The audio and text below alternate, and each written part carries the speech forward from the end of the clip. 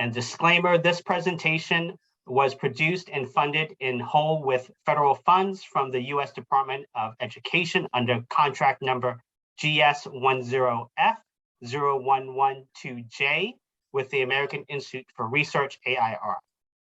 Carolyn Limpia serves as the contracting officer's representative. The content of this presentation does not necessarily reflect the views or policies of the U.S. Department of Education, nor does the mention of trade names, commercial product, or organizations imply endorsement by the U.S. government. With that, again, welcome everyone to today's Links event. I'll hand it over to our moderator, Marcel. Thanks so much, Long, and thank you all for joining us today to hear about strategic partnerships for adult learning career pathways. This is part of our Links Universal TA Wednesday webinar series. Today is February 23rd, 2022.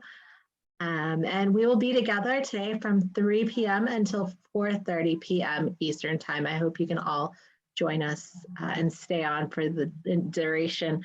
We have a really great webinar planned for today. If we can go to the next slide, please. Just a little bit more of information about our Universal Technical Assistance webinars in case you're not familiar with them. Today's session is part, as I said earlier, of our Links Universal Technical Assistance Wednesday webinar series. This is a monthly series where we cover different topics that matter most to the field. The purpose of it is to support states in building their capacity in important areas. And fortunately, all of our webinars are recorded and are available on the Links YouTube channel. So if you know of others who would really benefit from listening, no worries if they weren't able to join us today, they'll be able to catch it there. Next slide, please. So in a moment, I'm going to hand it over to our fantastic presenter, Kaylin Hamilton. But before we do, I wanted to share with you some resources that we have available through Links. First of all, we have a discussion group that is part of our Links communities. If you're not familiar with it, we have a career pathways group where they always have some great discussions going on topics that may be of interest to you.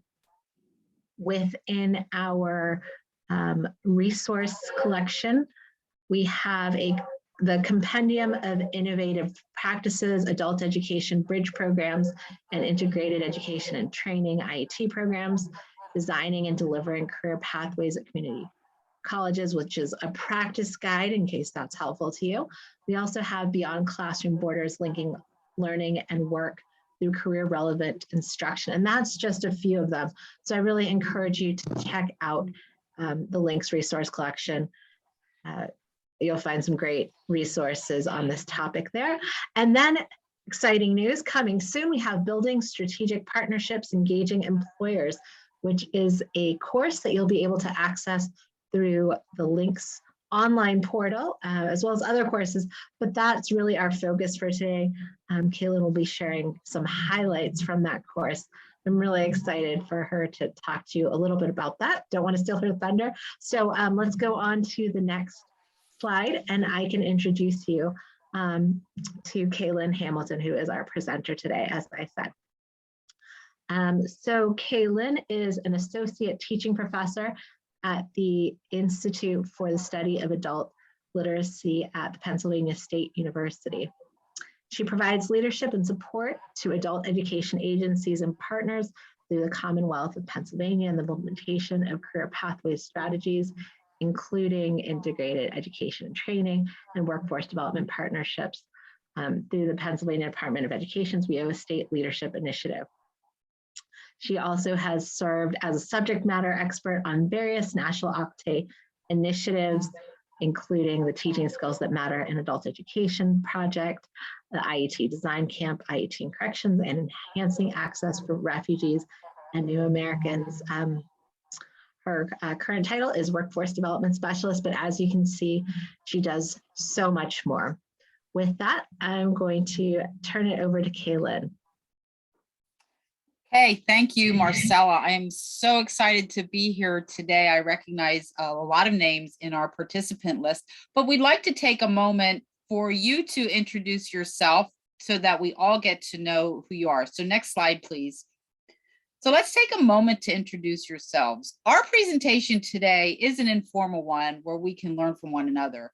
So please, when we get to our points where we're going to ask for discussion, feel free to unmute yourself rather than do everything through the chat. I think we might learn a little bit more if we have a little more personal interaction. So at this point, can you introduce yourself by putting your name, your state, and your role in adult education into the chat? Welcome, Alaska. Glad to have you here. And we'll see folks from Arkansas, Kentucky, Georgia.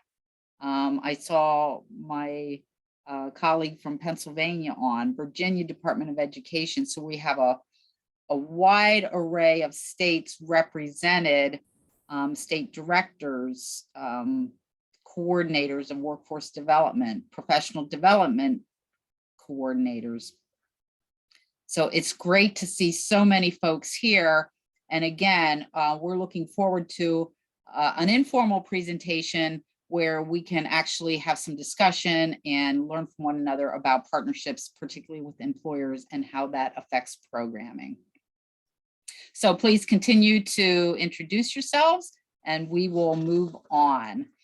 So today's session, as Marcella said, will introduce you to the New Links course, Building Strategic Partnerships, Engaging Employers. We will also spend time identifying areas of employer engagement strength and follow that up with how to understand the relationship of business education and training in order to initiate and build partnership strategies. Finally, we will discuss strategies to initiate employer partnerships action planning. And then we're going to also along the way take a look at some of the things that we do in Pennsylvania that are somewhat innovative ways of engaging our adult education providers with partners, particularly employers. Next slide, please. So strategic partnerships for adult learning career pathways. The purpose of this course is to equip adult education leaders with a modernized approach to building effective employer partnerships and thereby improve the design and delivery of adult career pathways programs. The introduction of the course defines adult career pathways, describes what high-value partnerships look like, and examines engagement through an opportunity and equity lens. Using a future of work perspective will help state and local leaders formulate action plans and better understand the shifts in the economy driving the increasing need to form these partnerships. So there are really 5 units to the course, and I'm just going to go through the units and then we're going to take some time to look at them more in depth during our time together. The 5 units are realizing the promise of adult career pathways, initiating and building an ecosystem of stakeholder partnerships, building and sustaining employer partnerships, leveraging employer partnerships to advance workforce readiness, and completing capstone activities and the conclusion, of course, to the course. So then upon completion of this course, all participants will be able to leverage area of strength regarding employer and stakeholder engagement as a baseline to build the skills and competencies that are valued now and continue to be valued in the future, and to advance more equitable adult career pathways. You'll also be able to describe the relationship of business education and training as a system in order to create partnership strategies to support career pathways. And finally, you'll be able to implement the most important employer engagement strategies from this course and set of resources by starting to outline the employer and stakeholder action plan, which will be your concrete steps to follow at the completion of the course. Next slide, please. So the first section of the course is realizing the promise of adult career pathways. So during this piece of the course, you'll be learning about how to define how state or programmatic design and delivery of adult career pathways is influenced by dynamic economic conditions, which we are witnessing as we speak. You'll be able to identify the core partnerships that must be present in order to realize the numerous positive outcomes of integrated adult career pathways models. And you'll be able to gauge the current progression of state and program career pathways relative to stackable credentials, articulation agreements with community colleges, the market value of those kind of credentials that lead to living wages, excuse me, and career mobility, and how to design adult career pathways more effectively with partners, again, with a lens on employer partners. Next slide, please. So as we get started, let's hear from you. What are your thoughts? So we've talked about career pathways, it seems like for a decade now, and it has been a decade, at least a decade. But what do these terms mean to you? Career pathways and employer engagement. So please unmute yourself and share your thoughts. Who wants to start us off? Career pathways and or employer engagement. What do they mean to you? And we're just right now looking at a basic definition, not really the implications, but what does that mean to you in your purview as your role in adult education? Who wants to start us off? Okay, I'll go. Marcy Reed from Connecticut. Career Pathways is really a series of courses and educational opportunities that are all linked in their purpose to guide students towards a specific career. Okay. And employer engagement means that what adult education should be doing, which is reaching out to their employers that are local, who can provide guidance to the students and who also could be called upon as not only resources, but folks who could potentially hire our students once they complete the course of education that they are set on through their adult education program. Okay, great. Thanks.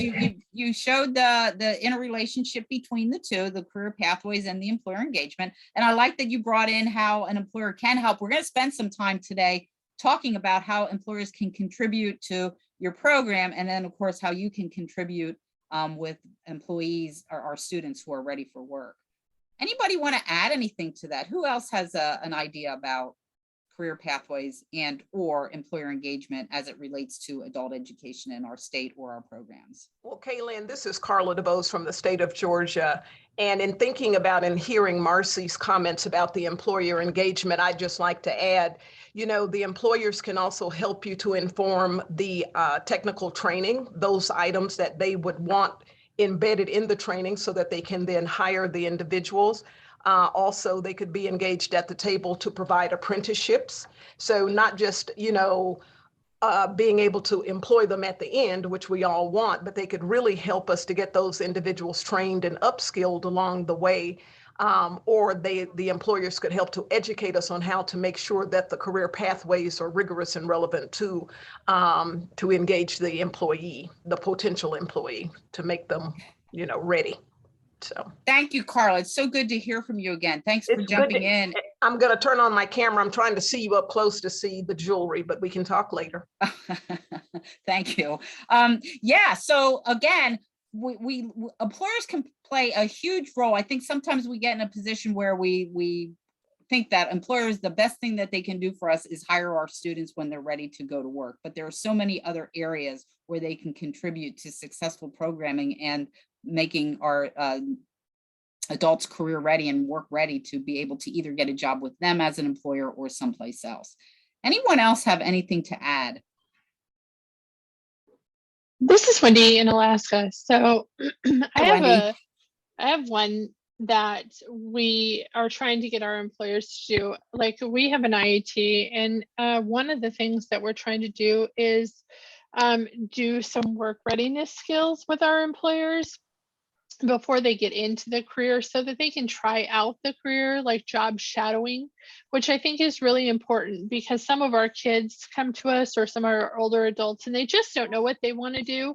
So by doing some job shadowing, they can even find out if that's what they want to do with their lives before they go into training and spend their time, or you know, waste their money or whatever they're going to do, and then find out that they don't like that career. So that's another thing that we can do with our employers is get them on board with doing some job shadowing, which helps them out, helps the student out, and it really does build that relationship between them two. Great, thank you. Again, adding to that bucket of areas where employers and businesses can help our adult ed programs and our adult ed students by presenting opportunities that we can talk about, but the experience is so much more valuable than just talking about the opportunities. So thank you, folks, for contributing to the discussion, and we'll move along then. Next slide, please. So why do we do career pathways? Why do we talk about career pathways? Well, career pathways is all about the coordination of people and resources, as we heard from our colleague in Connecticut. In its simplest iteration, adult career pathways include aligning our programs with and post-secondary education system employers.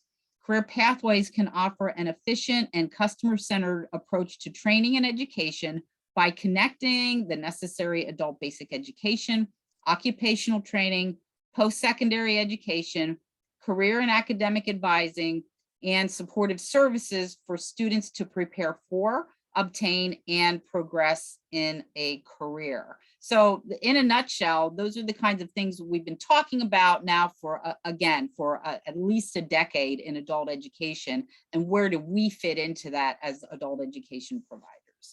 Next slide, please. So the graphic on the screen represents movement through a career pathway. Efforts to integrate adult education with career pathway systems requires a commitment from multiple partners working together toward greater transparency, alignment, and systemic change.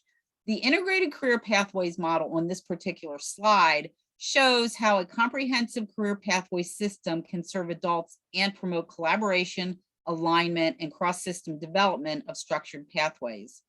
System outcomes would include financial sustainable aligned systems for adults, increased number of skilled workers adding value to the labor market, and greater cost efficiencies due to reduced duplication of services. So again, when we talk about employer engagement and employer partnerships, we have to think of it as a win-win situation for both the program and the partner, and obviously our students as well. But we have to go into this and we have to kind of change the mindset that we may or may not be used to of just asking, but really in return, we'll be able to do this for you. Next slide, please.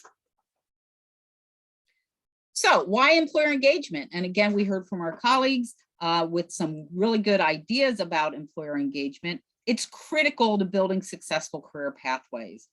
For integrated pathway programs to succeed, programs need to identify high demand industries and occupations and prepare students for training and possibly credentials in those industries. Doing so requires close cooperation with industry and employers, as well as public workforce development agencies, so that pathways and supporting curriculum and instructions are closely aligned with the labor market. A popular example is integrated education and training, which our colleague in Alaska reminded us of early on, or IET, which combine basic skills, workforce preparation, and occupational instruction in a single curriculum. It also offers clear career pathways from adult education to post-secondary education and training, and potentially credentials in high demand occupations. Successful IET programs also offer comprehensive academic and personal support services that help to increase student success. Approach employers in a listening rather than an asking mode. Less, what can you do for us? And more, where is your pain? How can we help addressing your challenges? Neither employers nor educators can accomplish their goals in the labor market alone. It's necessary to address these gaps in perception, but most importantly, in educational and career preparation. It's important to ensure that curricula is relevant and up to date. And it's also important to work with employers in a variety of activities over an extended period of time in a manner that builds trust through participation in projects of mutual interest and again, leads to mutually successful outcomes. Again, the win-win. Next slide, please. So employer engagement is more than putting together an advisory committee that meets now and then, or a one-off project of contract training with a single employer. Though both of those activities can be valuable to employers, adult education programs, and our students, these activities are limiting if the goal is the development of the curricula, pathways, skill set, and credentials that align with real labor market needs and result in job placement and career success for students and employers. So to accomplish these kinds of partnerships that are valuable, educators need to take a more active approach in relating to employers. Active engagement in employers is different from a purely advisory approach. Approaching employers as high impact strategic partners means looking beyond the immediate needs of a program and finding ways to make local employers or industries competitive. It requires building ongoing opportunities for problem solving and program development. Doing so requires approaching employers in a listening, again, rather than an asking mode. When employers are engaged as strategic partners, their relationships begin to change. So the qualities that you see on the slide in front of you distinguish engaged relationships with employers from purely and narrowly defined as advisory ones. So when we have an employer on our advisory board, we're well aware of what that relationship looks like, but we want to think about taking it to the next level with a more engaged partnership. And we're going to go through each of the elements on the slide just to give a little bit of a definition of how that might look in your program. So they are continuous. You're cultivating long-term relationships rather than episodic one-time or short-term transactions on an as-needed basis. They are strategic. You should be approaching employers in the context of specific plans, opportunities, and objectives rather than on a spot basis when you need some kind of assistance. They should be mutually valuable in solving problems and creating value for both sides of the labor market, and employers on the demand side and education and training, which is the supply side. They should be wide-ranging. You should be engaging a variety of employers by using varied methods to recruit and involve a large number rather than just relying on one or just the usual suspects, which sometimes happens. They should be comprehensive. You should be engaging employers in a variety of issues and activities, ranging from curriculum development and competency identification to student advising and placement and policy advocacy on critical issues and even mentorship. They should be intensive. We should be engaging employers I'm not going to try to say it one more time, and in depth, moving the conversation from high level, we need higher skilled candidates, to an in-depth dialogue about specific skill sets, long-term economic needs, and strengths and weaknesses of educational programs and meeting them. Think about these kinds of relationships as being empowering, encouraging employers to develop and assume leadership roles in pathway development and other initiatives, approaching potential partners from business at the onset of the process rather than near the end. And then they should be institutionally varied. Engage employers through a number of channels, including industry or professional associations, public workforce entities like workforce development boards or your American Job Centers, chambers of commerce, labor management, training partnerships, and economic development authorities, among others. So if we want to start talking a little bit about your experiences, can you give us some examples when these things were relevant in your experience? And it might be with IET, it might be on an advisory board, it might be on curriculum development, but what is a real life example of any of these typical elements of employer engagement that have been effective in your program? Anyone want to start us off?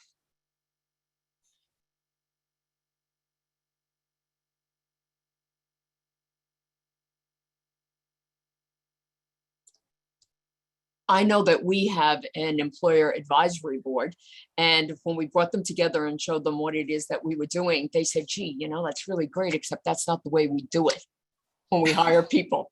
And I said, well, in that case, we need to start talking again.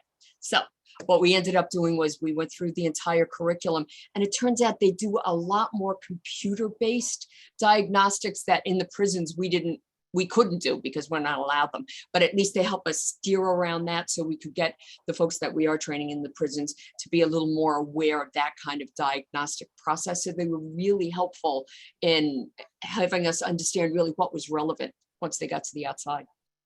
Great, that's a great example. You know, just having them on the advisory board and just having them look at how you're doing things and them saying, no, that's not really how it works. You know, we sometimes get, we get caught in defining what work ready means and defining how our students need to get there. And that's really not our piece to do. That's really for the employers to help to define that. So thanks for that example. That's a good one. Anyone else? Who else has an Tamika from Connecticut, from Mercy Learning Center. We've had employers come in and do mock interviews with our students. And we found that to be very valuable. And are your students receptive to that kind of activity? Again, oh, I'm sorry, I was muted again. Yes, our students are really excited about it because they do practice, and there's conversations around, you know, how to dress for an interview and just practicing how to speak about oneself in a comfortable manner. So yes, they do like it a lot. Okay, great. We're in a little bit of time, we're gonna be looking at even some more examples. Mock interviews is a great one. Advisory boards is another one. Anyone else have anything to contribute that is more maybe of a big picture strategy? My name is Christy McIntyre Gray, and I'm from MSD of Wayne Township. And we have a great partnership with Duncan Supply, and they're a regional supplier for HVAC equipment.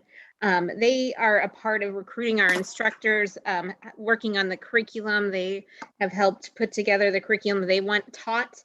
And they also come in first day, last day of class, and then they're also involved in organizing as like a hiring fair. So they've had usually about 8 providers that come in that are also then offering ride-along opportunities so that they go from lab experience in our lab to real life problem solving. And the instructor has said that many times is where the connections hit in their mind with the curriculum, seeing it applied in the real work situation. And then they also help us with actually our coaches do professional headshots and professional resumes. So. Oh, okay, great. Yeah, that's really contextual. That's about as contextualized as instruction as you can get when they're actually doing it on the job. So that's great. Thank you. Anyone else before we move along?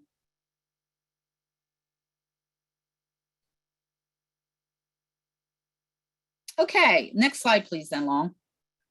So then we'll be moving into the next part of the course where you'll actually be initiating and building an ecosystem of strategic partnerships. So during this piece of the course, participants will be able to analyze the relationship of business education and training as a system in order to create partnership strategies that support adult career pathways and success for students. You're going to map your core WIOA partners, post-secondary partners, and the adult career pathways ecosystem to amplify the need to break down silos in order to advance through that system. And it's going to talk about ways to build stronger partnership engagement strategies by articulating the value proposition for major categories of stakeholders. So that's the second phase of this course. So we're going to look at, we're not examining the course per se, but we're looking at pieces of the course and taking a deeper dive into things that will help you to access the course and make the most of it as we go on. So next slide, please. So we've already talked about this in different ways about some of your employer partnerships that are essential to career pathways. We've talked about ways that you've engaged employers to help in the classroom or help to provide some contextualized instruction. But what about does anyone have any examples of how they've helped to either inform or build or strengthen career pathways within your community? So we're not going to talk about career pathways alone as something that your program or your department does individually, but think of it more of a systematic workforce development strategy. Are employers part of that in your area? Do you see that? Or can you see it? Do you see it evolving in any way? And I know our colleagues from Alaska had mentioned IET. So I'm not sure how many folks are involved in IET programs, but that might be a way where employers are helping to inform career pathways. So does anyone have any specific examples of employer engagement specifically related to career pathways? And if you don't, if you can't come up with anything that's happening right now, do you have an idea of how they would, what role they could actually play in the development of those pathways or the implementation of those pathways? Kaylin, this is Todd Hunter in Arkansas. Hi, Todd. Hey, the closest thing I can think of is when a local hospital becomes involved with workforce development through entry level, such as like a certified nursing assistant, a CNA, and that career ladder up through the nursing field. And when I was at the community college level, that's what we utilized quite a bit with that program. Yeah, and they can talk about this, the rungs on the ladder, so to speak, the pathways and what's the progression as students gain experience and gain education. Where can they go next? Right. We're going to look later on this afternoon. We're going to look at an example of some of the work that we did in Pennsylvania that really articulates, excuse me, what Todd just mentioned. So thank you for that. Healthcare is a good field to get folks involved with, you know, to employer partners to help define those career paths, because they're not always as linear as we may think they are. You can go in all different directions once they get into the healthcare field. Any other examples?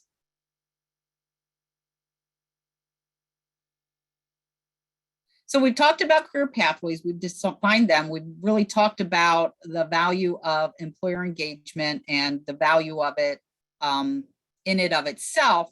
But now we're going to spend a little bit of time talking about it under the guise of career pathways and what that kind of engagement looks with career pathways. So next slide, please. So the Building Strategic Partnerships Engaging Employers course will include a pre-assessment project activity using the employer engagement assessment tool. The tool will guide you through topics such as those you'll see on your slide, which we're going to talk about as we go through this slide. So do you have employer partnerships to support your work and programs? Where are the strengths and weaknesses with your current employer partners? So these are the kinds of things that you need to think about as you're doing this self-assessment, as you're starting to look at your program and think about where can we grow, where can we strengthen, where can we expand? Where are our gaps?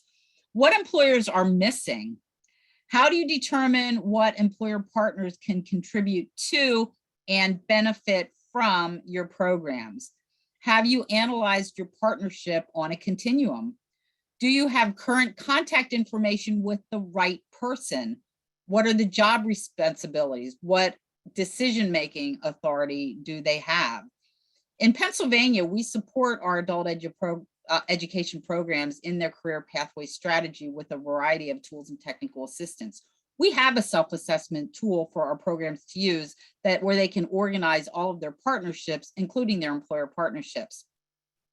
Like the self-assessment you will complete in the course, our tool allows for the analysis to identify gaps, map out specific strategies for improvement, and organize partnerships. Do any of you use any kind of assessment at this point to support your programs to see what kind of strategies they're using to engage employers and where they can build and strengthen those kinds of relationships? Is anyone doing this kind of work at the moment? Any state or any local program actually do something more strategic than some of the things that we talked about earlier, that you're engaging employers maybe on an as-needed basis, but really thinking about strategic ways to organize your employer partnerships? Anyone doing anything like that at the moment?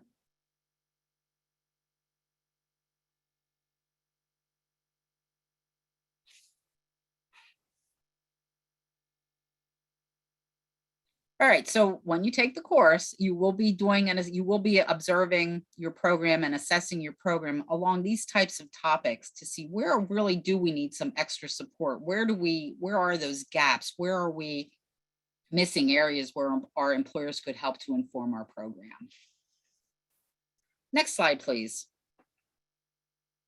So the course moves on to building and sustaining employer partnerships. By the end of this unit, participants will be able to determine from the ecosystem mapping activity target areas or gaps upon which to build strategic employer partnerships.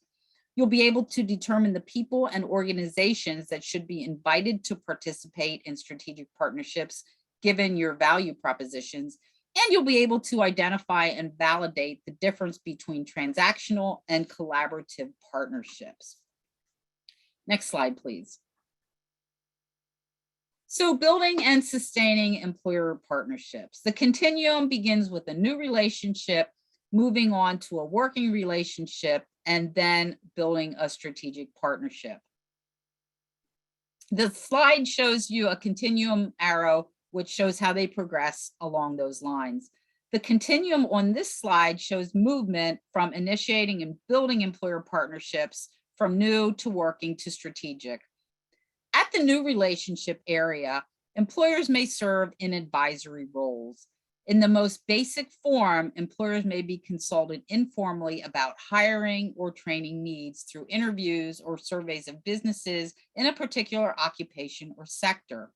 Sometimes employers at this stage are represented on advisory boards for a program of study like IET.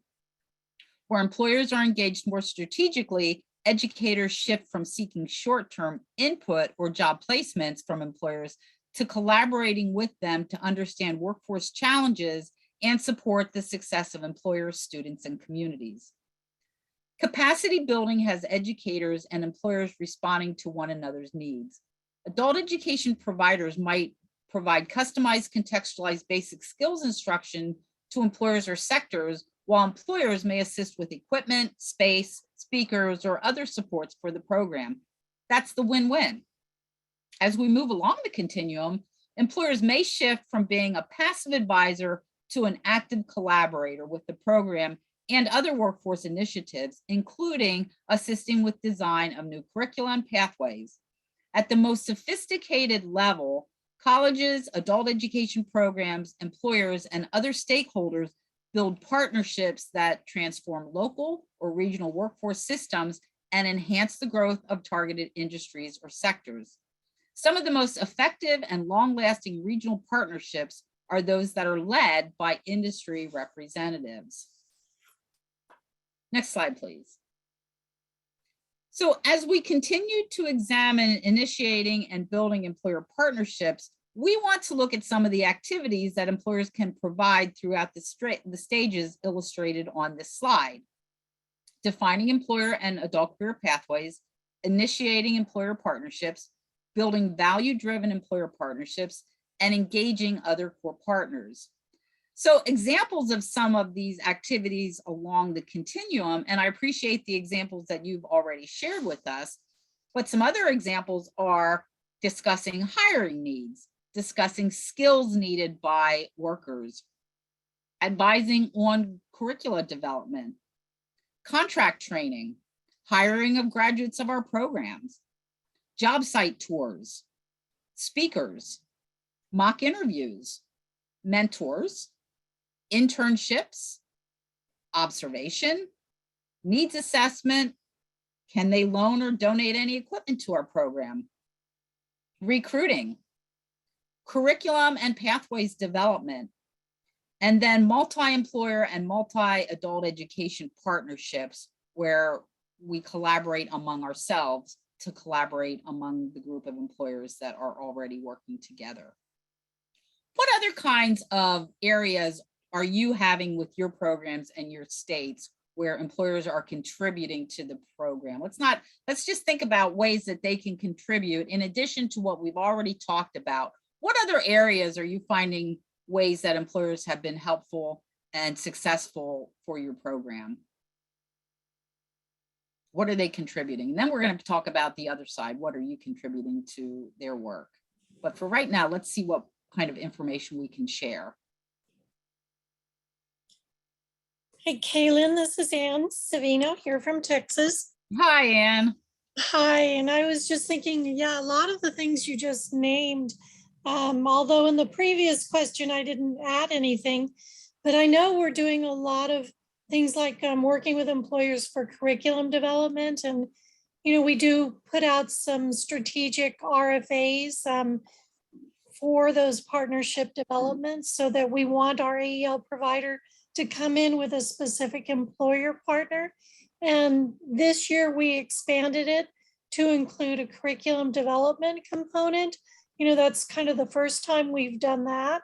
So I don't think I can add anything new to what you mentioned, but those are some of the ways that I think employers have really started to get further engaged with us. Okay, great. Thank you. Heather in the chat said that they've had some contribution of hands-on tools that may be needed in the workplace or have been able to supply them at a minimal cost to the employer. So yes, that's another area where we can benefit from having those kinds of relationships and those kind of partnerships. Anyone else?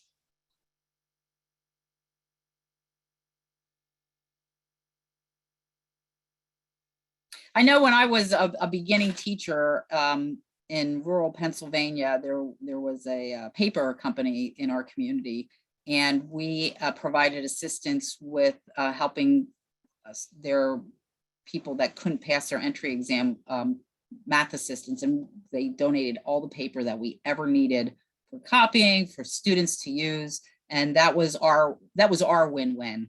And that was 30 plus years ago. So this has been going on for a long time. This isn't anything new, but we look for ways that we can work to each other's advantage. Any other examples?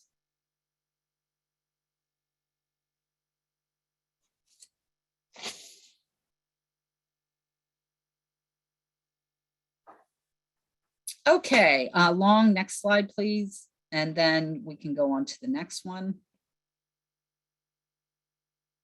So I did want to share with you an example of ways that we have used employers and other core partners to our advantage at actually building career pathways. And it's something that we do in Pennsylvania.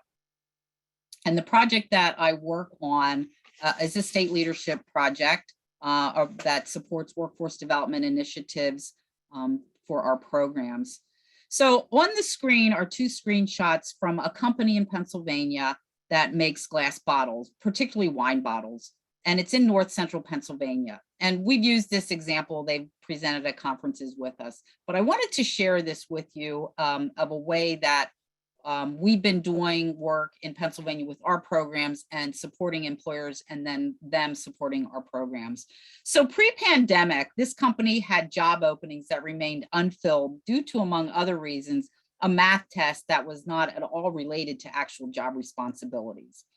The local adult education program, Seneca Highlands Intermediate Unit, often provided adult education services to potential employees who were unable to pass the pre-employment assessment.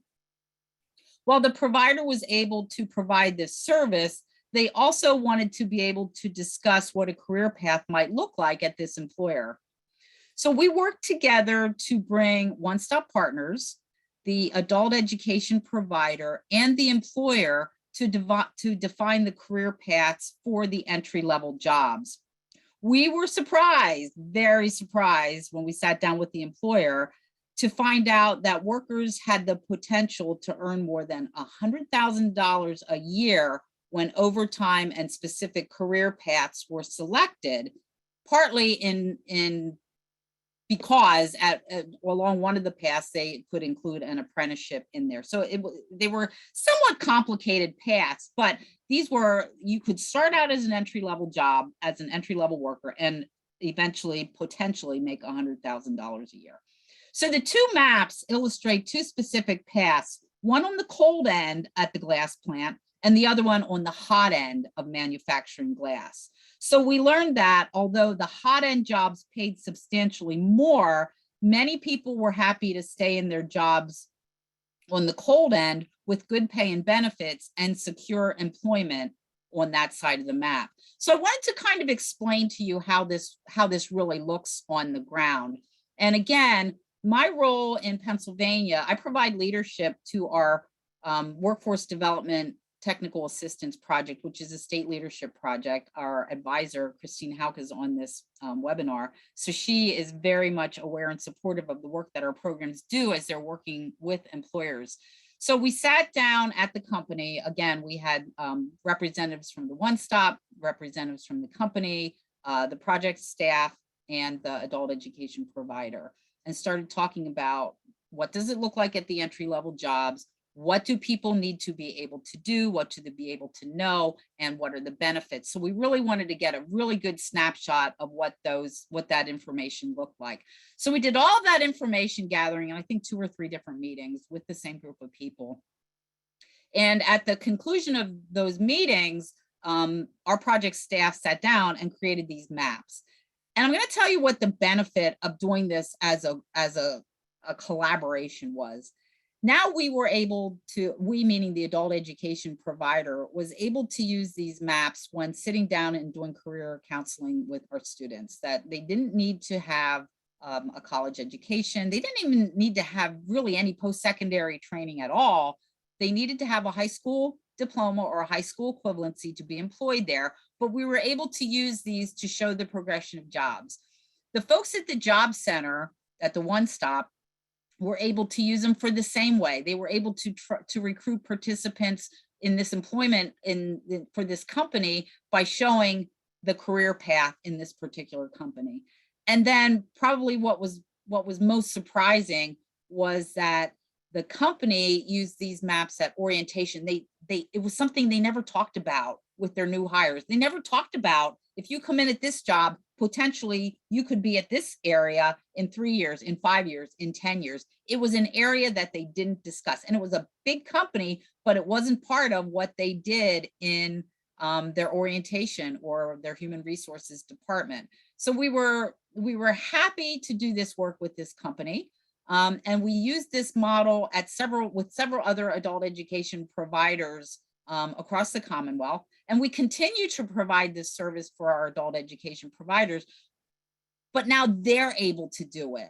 So they can work with the One Stop, and they can work with the business services team, and the One Stop then can offer this to employers as some of the services that they can provide for employers in the One Stop. So it really had a lot of tentacles that were able to go out and provide a lot of impact for a lot of different partners, again, but never losing sight of that our learners were the ones who were going to benefit by knowing this information and making good decisions based on the information that they had. So as I said, this was done pre-pandemic, but it was something that we continue to do. We continue to offer the mapping service to programs as a partnership. We offer it also to the One Stop if they do it in partnership with their adult education provider. So again, we have numerous areas across Pennsylvania that offer this kind of career pathway mapping service. And it's one of the areas where we really can tout the importance of having those employer partnerships. Any questions or comments? See something in the chat.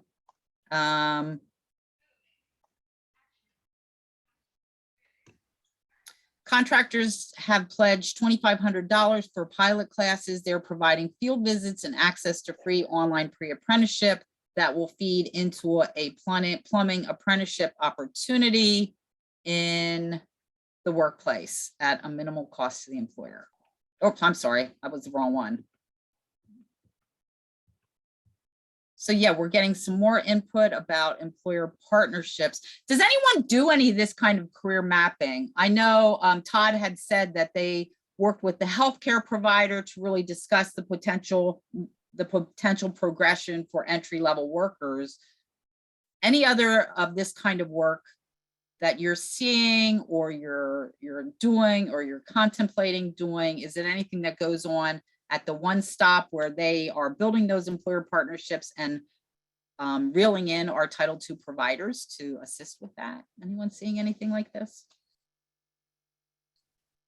And then I think that with this Todd again, I think that would be an incredible opportunity with our employers, as you referenced a few slides back, and how we utilize our employer partnerships. Can you imagine sitting around discussing career ladders for each of their positions and the opportunities that they bring, as well as what are the requirements? What do individuals need to be able to do or know to perform at these different levels of these occupations. I think that's where we fall short as adult ed providers, is we don't include them in the things that are most critical to them, which is growing their talent pool,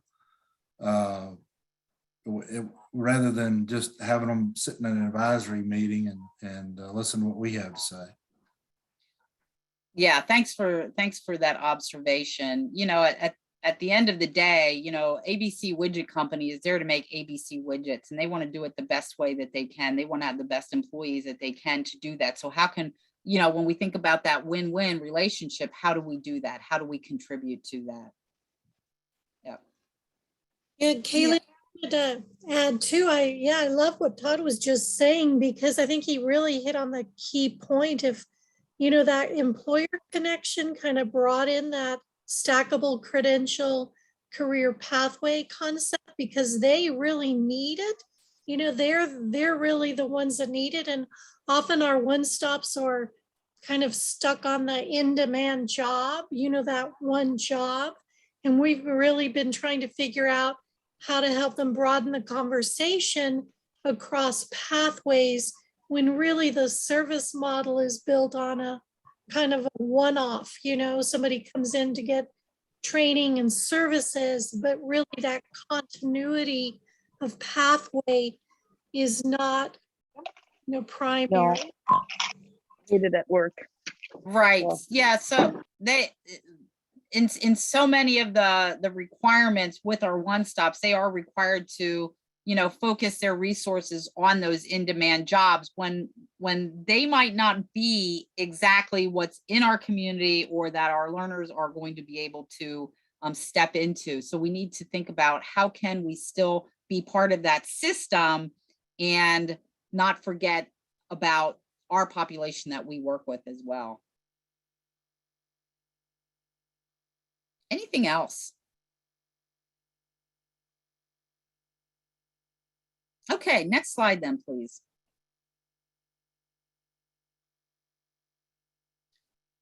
So how do we build partnerships? What are the steps? When exploring and initiating employer partnerships, there are a host of strategies to implement to begin to build and strengthen these partnerships. Know your employers. Do the initial research to select the right partners and tailor strategies accordingly. Are they growing? Are they declining, or are they stable? What industry or sector do they represent? What's their history of partnership? Where else are they contributing and benefiting from? What are their connections to local boards, to local associations, and the public workforce development system? Who should be contacted initially, and then who has the authority to make decisions about partnering? Then you want to cast a wide net within the firm. Strengthen relationships with employers by engaging members at multiple levels of the organizations, not just the human resource or workforce staff, but also high-level leadership and department managers. This helps to limit dependence on that one single champion. Learn to speak business. Be problem rather than program focused. Translate academic terminology or grant speak into common language. Employers see themselves first as businesses whose primary purpose is not providing employment or supporting advancement, but making those widgets or other things or offering services to create a profit or generate revenue. And then you'll want to bring value to the table. Be clear about the value that your institution can create for businesses and the assets that you can offer. How can you respond to businesses' needs in a specific skill area? You'll want to cultivate and maintain relationships. Building a relationship takes time. Early wins and persistence often work best.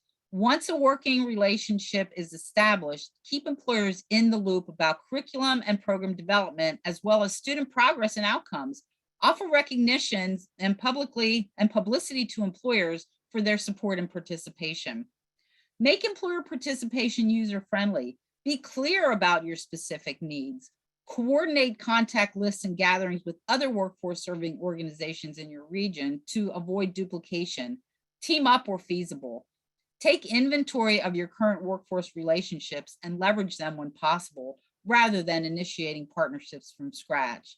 And then finally, you'll want to build on business networks, recruit new employers through existing ones, lead with employers to make the case to additional employers, and then identify and cultivate employer champions. So to initiate employer partnerships, the 3 key areas are networking, communications, and partnership building strategies.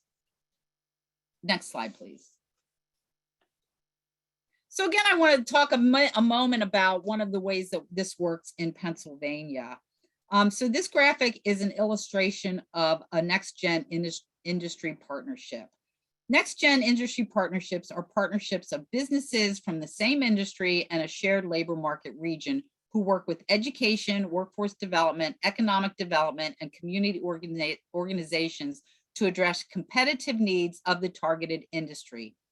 Next-gen sector partnerships build on highly successful, nationally recognized initiatives, and they work in Pennsylvania by combining the economic development concept of cluster partnerships. And they address the comprehensive needs of industry with the workforce development model of sector initiatives that focus on addressing specific training needs of the targeted industry. So instead of focusing on serving businesses' needs based around public programs, these sector partnerships put business at the center of the coordinated workforce and economic development system that reacts to the business's defined opportunities and priorities. So in this particular example that we use in Pennsylvania of employer engagement, workforce development partners quietly observe the industry partners as they define common concerns and strategies for addressing those concerns. Service providers convene after the industry partnership meetings to discuss how they can contribute to the employer identified strategy, and then an intermediary communicates directly with the employer group. So that graphic really illustrates what these kind of partnerships look like in Pennsylvania. And these are workforce development strategies. The employers will sit around a table, a board table or a round table, and they will discuss among themselves their concerns, their needs, what they need at the moment, what their pain points are. The service providers sit and observe these meetings. It's a very unique situation. And you're not allowed to talk. You're not allowed to say, oh, we can help you with that. Oh, we can help you with that. Oh, I know what we can do to do that. You listen, we all listen together. After the meeting's over, those folks sitting on the outside, and you'll see K through 12, community colleges, universities, adult basic education, community-based organizations, economic development organizations, and workforce development organizations, then convene and we discuss what we heard at the meeting. We discuss about where we might be able to contribute to those pain points that the business sector has identified, ways that they want to move things forward.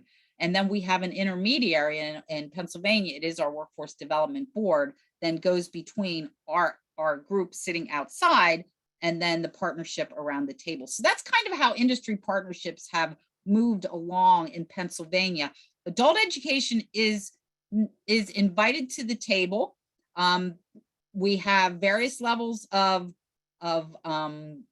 this going on in Pennsylvania. Not all, this isn't something that's universal in Pennsylvania. Certain workforce development areas got startup grants to do this kind of work. So it is somewhat expanding, but it is not everywhere in the state. But again, it helps to build that bridge between what we do and our employer and our potential employer partners by convening where they're already convening. Does anybody have any experience with any kind of industry sector partnerships where they're adult education, either at the state level or at a local level, where you're also working together with other workforce development entities in the workforce development system with industry partnerships? Any examples of that? Caitlin, we also have a question from Todd in the chat.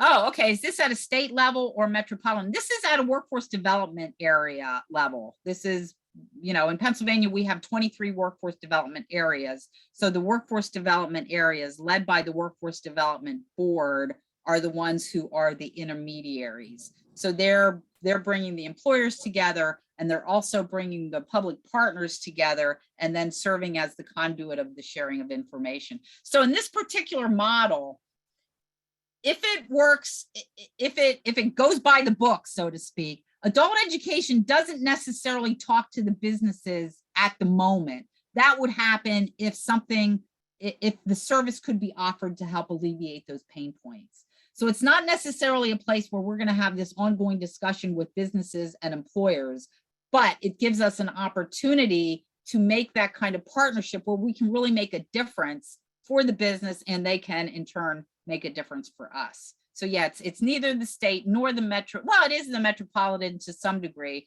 For example, Philadelphia is its own workforce development area, so they would have their own industry partnerships. Any other questions or comments? Anyone doing anything like this? Industry partnership wise, where adult education really is involved in it?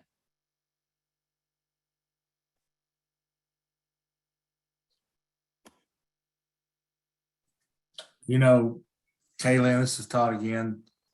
This model is, like you described it, is kind of a utopia for engaging employers and trying to help them fulfill their commitments, as well as each entity being able to provide services. But in reality, what I found in Arkansas, we have something similarly like you were talking about in Pennsylvania with our Workforce Development Board regions.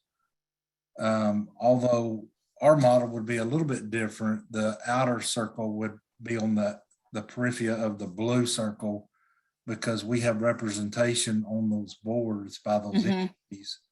Right. Well, what I've experienced is each of those public partners, and this isn't anything that we haven't heard yet, are typically work in silos.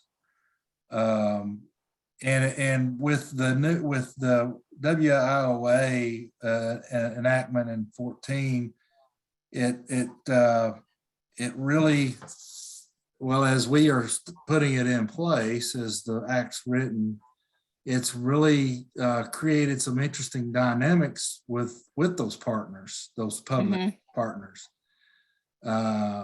Because the way I've always explained it to employers and others is, what we've done in adult ed for so long is just help folks get their high school equivalency.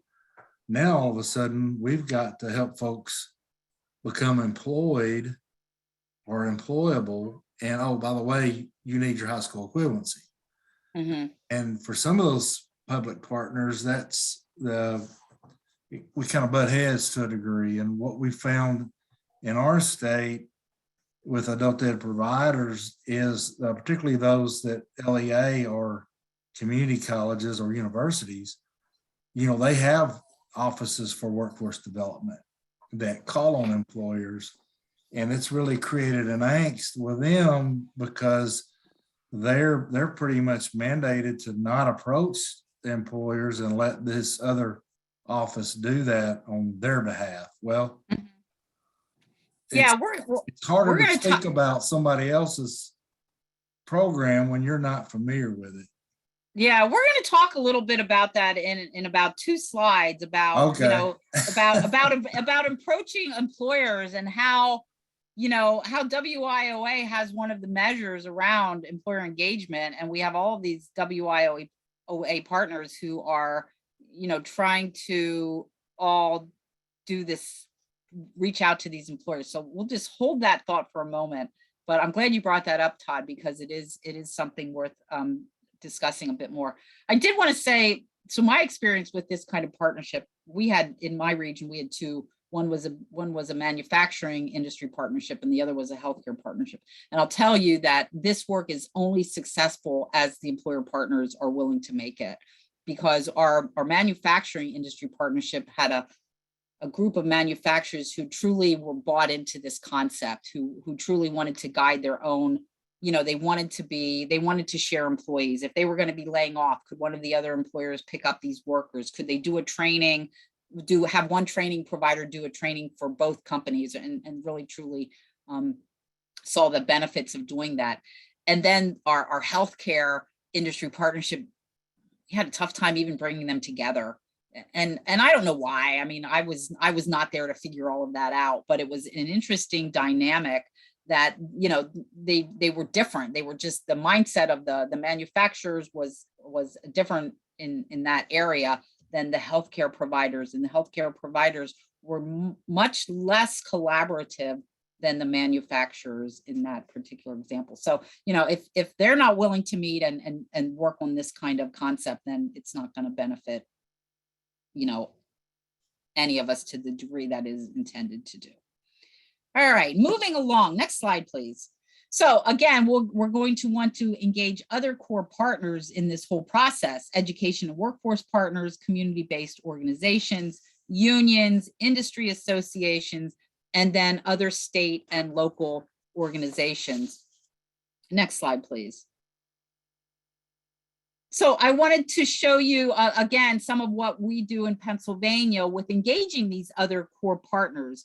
We provide programs with suggested partners and specific tools that provide resources depending on the role of the partners. On this slide, you'll see our continuum of identified partners. Each of the subcategories has information specific to their roles in career pathways and workforce development in general. This example is for corrections and reentry resources and identifies potential partners, including the local county jail, local probation program, adult drug court program, local halfway houses, community action programs, children and youth services. So we've listed the partners. Again, this goes back to our last slide where it says, bring in your other partners to help build the camaraderie to address the business partners.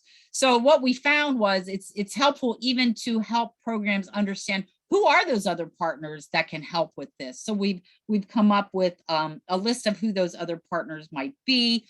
And then if we take a look at the benefits of those cross-agency partnerships again, what can happen with reentry in specific, as a specific example.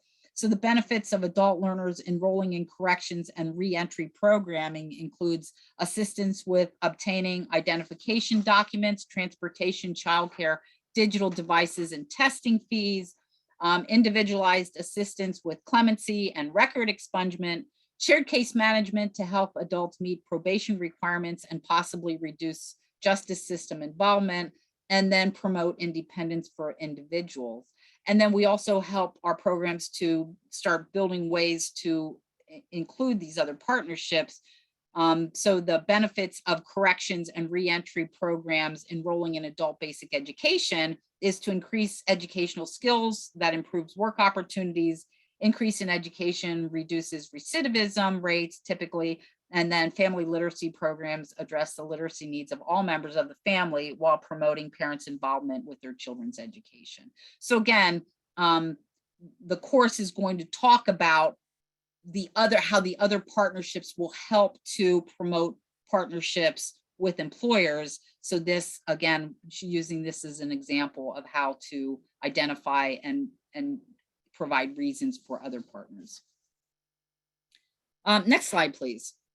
So kind of getting back to what Todd was said. So WIOA common measures include the following: the Employment Engagement in Action, section 116B2AI6 requires Department of Labor and the Department of Education to jointly establish a primary indicator of performance for effectiveness in serving employers. The departments are currently piloting 3 approaches designed to gauge the critical workforce needs of the business community. So the one-stop system approach is retention with the same employer, repeat business customers, and then employer penetration rate. So what this potentially leads to is the core partners, the core WIOA partners going to ABC company, boom, boom, boom, and saying, can you help us with this? Can you help us with this? Can you help us with that?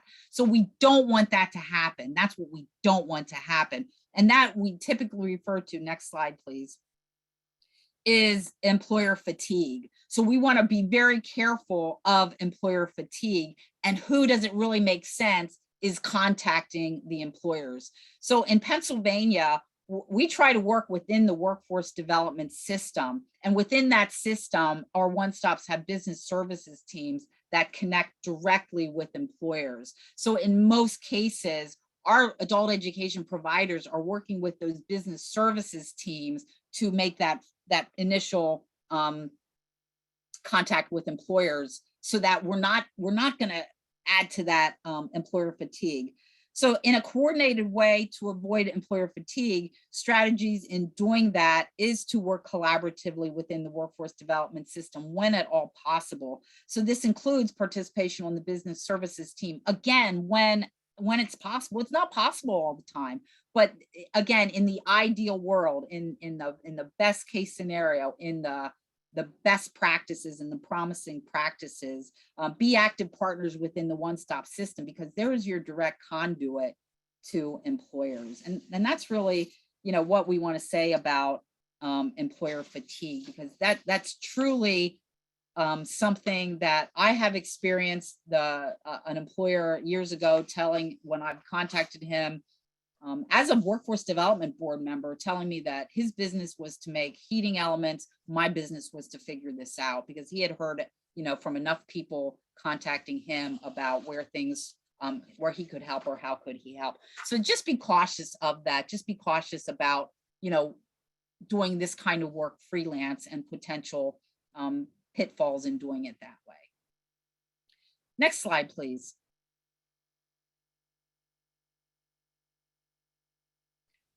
So sustaining employer partnerships, communication and action strategies to sustain employer partnerships, building a network of employers and expanding the ecosystem map, and then innovative public and private partnerships in the career pathways field. So other tips on sustaining partnerships: wherever it's possible, establish formal structures and memoranda of agreement to govern these partnerships and establish accountability.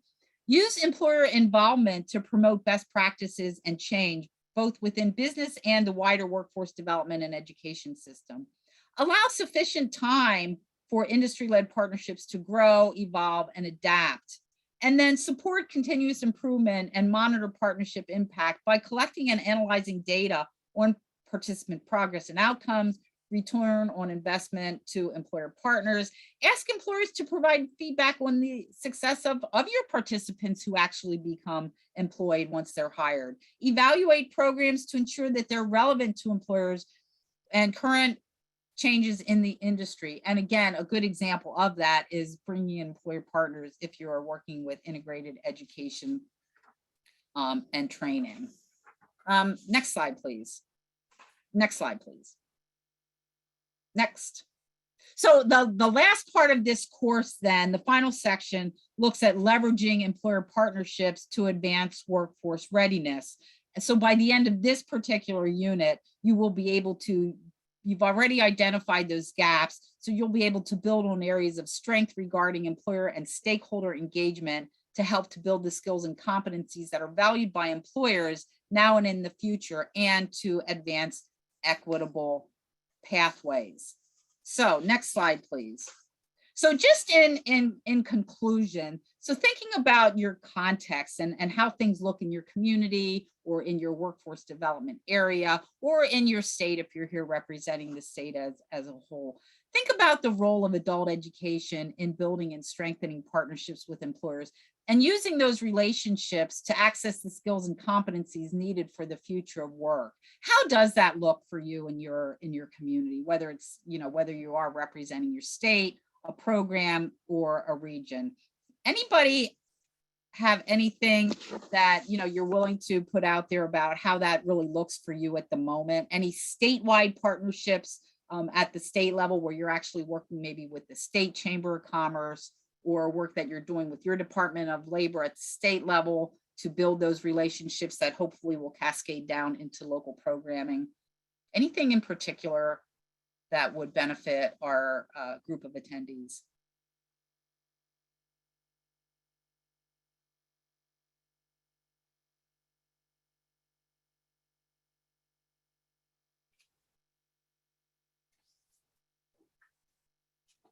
Okay, next slide then. And then in closing, do we have any questions about the content, the structure of the course, or any of the other things that we've discussed today? Again, it's a 5-part course available soon. And I know that Marcella is going to come back on and close this out here in the last few minutes. So before we turn it back to Marcella, any? There was a question from Todd that he asked, what assurances are in place that adult education is properly represented when an employer is called upon? What assurance? That was a rhetorical question. Okay, Sorry. okay. I was going to say, I read it literally. My apologies. I was I going to do say, have what a assurances? question Boy, I for wish Kaylin there about were the some, but course. you know, I think that again, it's evolving. It's evolving. It's Right. you know, when we looked at that continuum, that era with the new relationships and then the strategic partnerships, you know, there are places along that continuum, and there are programs that are, you know, right up there with this strategic partnership with business and industry. With all of their business and industry, no, but some of them, and where they're there, that's where they're making headway and using those partnerships to the benefit of their students, to the program, and the businesses and the industry. But Right. yeah, I I wish may there have wasn't. missed your lead in, Kaylin. Could you give us some more information about the course?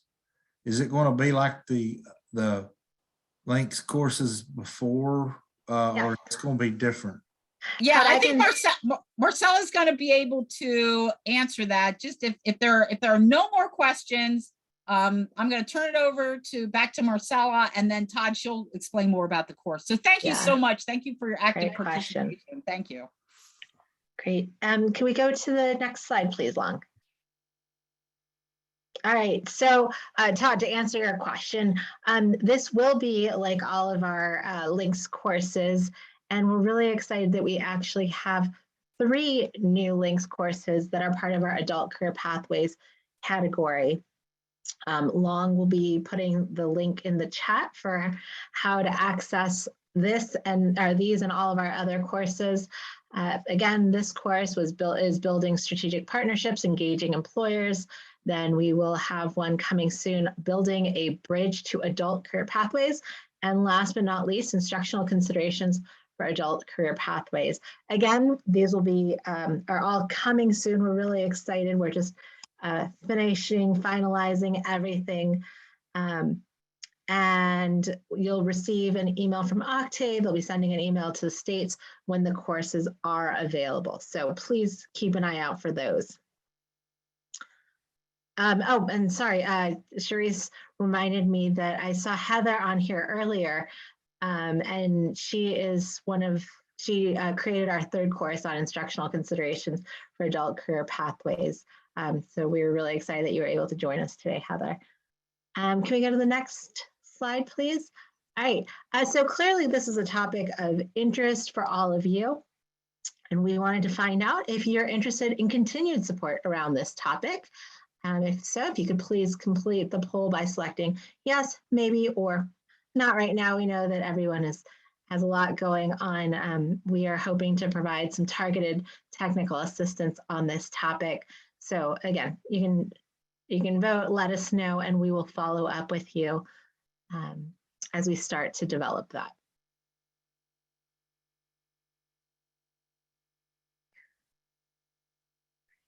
It looks like, Kaylin, we have quite a few customers for you. So we're really excited that you're as excited as we are about the technical assistance that we're planning on this topic.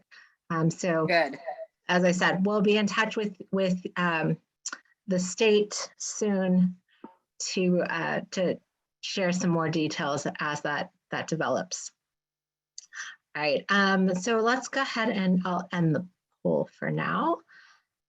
And we will go to the next slide. I did want to make sure, since I know that many of you work in the state office, that you are aware of our links training and technical assistance opportunities. We have a new flyer that we put together that highlights the opportunities that we have. And Long shared with you the link in the chat to our links state resources. So again, it's just a flyer highlighting that we have professional development opportunities offered through links. It provides a list of some topics that you might be interested in. And we ask that you please complete our request form. Again, the link is in the chat. And if you have any questions, if you could please email us training@links.ed.gov. All right, next slide, please. All right, so next month's webinar, we're really excited. It's going to be highlighting a toolkit that was developed through another Octane initiative. It is the tech-based coaching toolkit that will take place on March 30th, 2022. Like this one, it will take place from 3 to 4:30 p.m. Eastern time. For those of you on the West Coast, that's noon to 1:30 p.m. And we encourage you to register now using the link that Long put into the chat. We want to always make sure that we meet your needs. So we ask that you respond to the following question in the chat. What questions about the topic of the tech-based coaching toolkit do you want to make sure that we address in the webinar? If you have any thoughts on that, please feel free to put those into the chat. Again, we want to make sure that if you have questions, we're answering those. So we'll share those with our subject matter experts. All right. And if we can go to the last slide before we wrap up, I just want to thank all of you for attending today's webinar. We are always hoping to make improvements to the links site.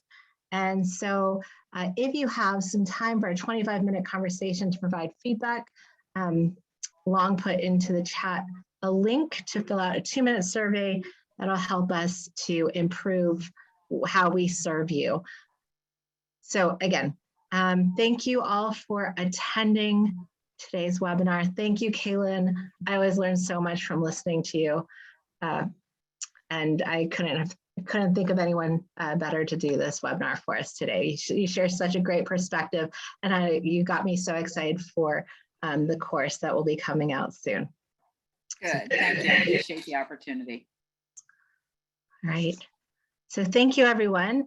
And we hope to see you at next month's webinar.